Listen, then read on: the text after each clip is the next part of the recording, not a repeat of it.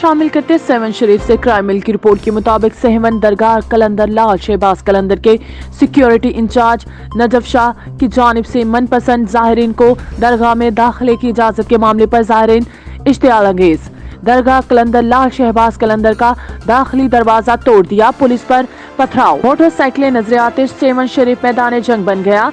कलंदर लाल की दरबार में सेवन दरगाह पुलिस इंचार्ज ने पैसे लेकर कुछ ज़ाहिरीन को अंदर जाने दिया, जिसकी वजह से माहौल पैदा हुआ। सेवन के शहरियों का IG सिंध DIG SSP से फौरन एक्शन का मुतालबा।